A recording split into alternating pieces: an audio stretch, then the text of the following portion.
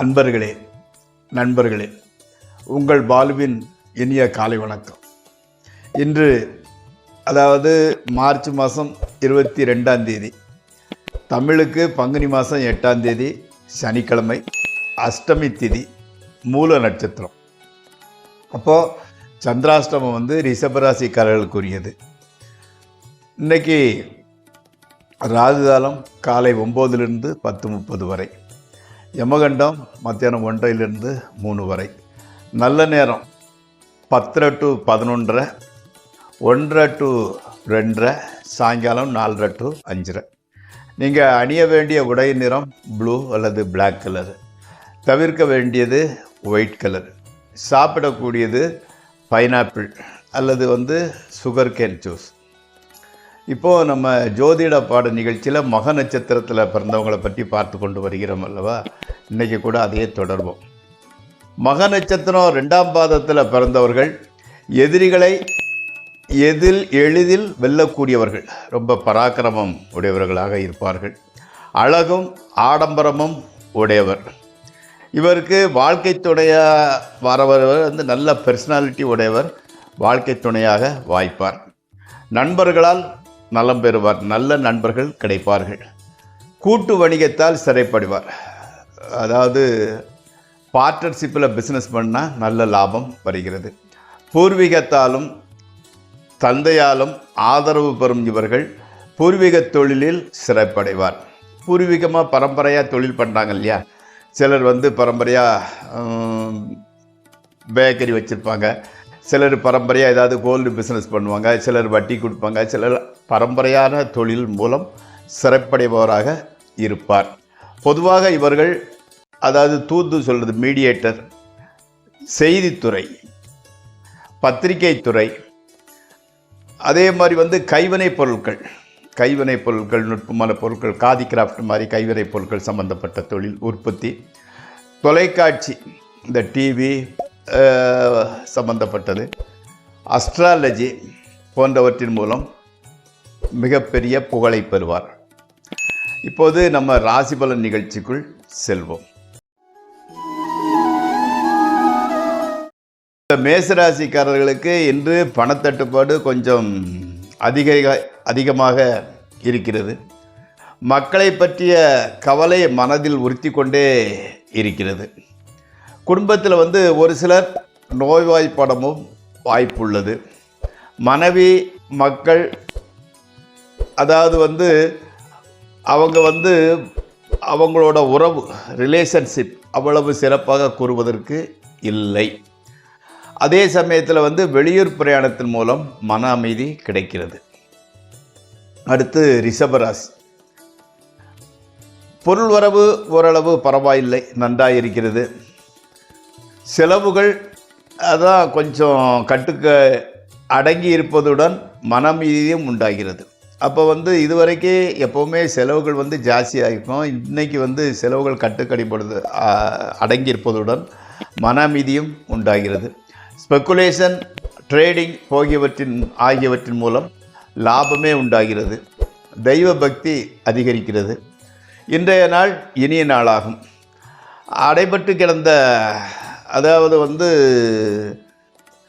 மகிழ்ச்சி இதுவரைக்கும் இல்லாமல் இருந்த குடும்பத்தில் மகிழ்ச்சி தாண்டவம் ஆடுகிறது. அடுத்து மிதுன ராசி. நினைத்த காரியங்கள் சற்று தாமதமாகனாலும் நடந்து விடுகிறது. பணவரவு இருந்தாலும் செலவுக்குள் கட்டுக்கு அடங்காமல் போகின்றது. உத்தியோகத்தில் ஒரு மறைமுகமான எதிர்ப்பு இருக்கிறது. குடும்பத்தில் சுபகாரிய செலவு ஏற்படுகிறது. சகோதரர் மூலம் பணச்செலவு உண்டாகிறது. அடுத்து கடகராசி. தாயாரின் உடல்நிலை பாதிக்கப்படும் வாய்ப்பு உள்ளது. உத்தியோகத்தில் உள்ளவர்களுக்கு மேலதிகாரிகளின் கோபத்தை எதிர்கொள்ள வேண்டிய ஒரு சூழ்நிலை உருவாகிறது. பண விரயம், வேண்டாத செலவுகள் அடிக்கடி வந்து கொண்டிருக்கின்றன. எதிர்பார்த்த இடத்திலிருந்து உதவி கிடைக்கவில்லை, ஆனாலும் எதிர்பாராத இடத்திலிருந்து உதவி கிடைக்கின்றது. அடுத்து சிம்மராசி. தந்தையின் உடல்நிலை பாதிக்கப்படுகிறது. சிறு விபத்து நடக்க வாய்ப்புள்ளது.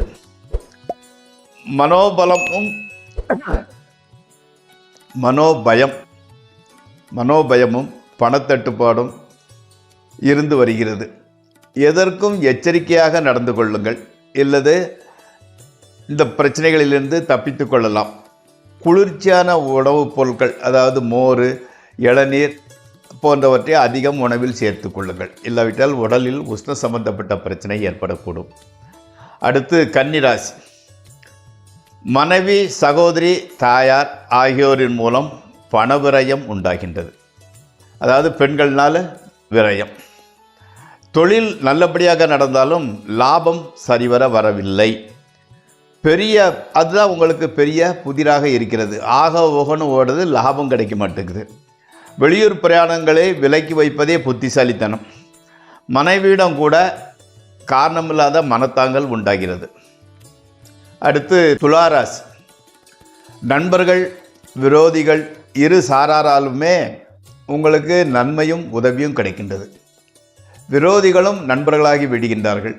எடுத்த காரியம் கைகூடுகின்றது. தூரதேச பிரயாணத்திற்கு வாய்ப்பு வருகின்றது. மனைவி மக்களால் மகிழ்ச்சி உண்டாகிறது. பொருள் சேர்க்கை ஏற்படுகிறது. ஸ்பெக்குலேஷனால் ஓரளவு லாபம் கிடைக்கிறது. அடுத்து விருச்சிக ராசி. பிரயாணங்களினால் பொருள் சேதம் ஏற்படுகின்றது. வீண் அலைச்சல், பணத்தட்டுப்பாடு உண்டாகக்கூடும். அரசியல்வாதி அல்லது அரசாங்க அதிகாரிகளுடன் மோதல் போக்கு ஏற்படுகின்றது. வெளியில் எவ்வளவு பிரச்சனை இருந்தாலும் வீட்டுக்குள் அமைதியும் மகிழ்ச்சியும் கிடைக்கின்றது. அடுத்து தனுசு ராசி. வெளியூர் பிரயாணங்களும் அதன் மூலம் நன்மைகளும் ஏற்படக்கூடும். வீண் மனக்கவலைகள் அடிக்கடி தோன்றுகின்றன. செலவுகள் கட்டுக்கு அடங்காமல் போய்விட்ட, ஆனால் பணத்தட்டுப்பாடு இருப்பதில்லை. எப்படியாயினும் பணம் வந்து கொண்டே இருக்கும். கணவன் மனைவி உறவு மகிழ்ச்சிகரமாக இருக்கின்றது. அடுத்து மகர ராசி. மன நிம்மதி உண்டாகின்றது. கவலைகள் குறைகின்றன. எதிர்பாராத வகையில் பணம் வருகிறது. குடும்பத்தில் நல்ல காரியம் நடைபெறும். உத்தியோகம் பார்ப்பவர்களுக்கு மேலதிகாரிகளின் ஆதரவும் உதவியும் கிடைக்கும். நண்பர்கள், உறவினர்கள் நல்ல முறையில் நடந்து கொள்வார்கள். அடுத்து கும்பராசி. எந்த காரியத்தை எடுத்துக்கொண்டாலும் வீண் அலைச்சலுக்கு பிறகே கைகூடுகின்றது. மன நிம்மதி கொஞ்சம் குறைவாகத்தான் இருக்கிறது. எச்சரிக்கையாக இல்லாவிட்டால் திருட்டு, ஏமாற்றம் ஆகியவை உண்டாகக்கூடும். கடன் தொல்லை, ஏமாற்றம், வீண் விரயம் அதிகரிக்கின்றது.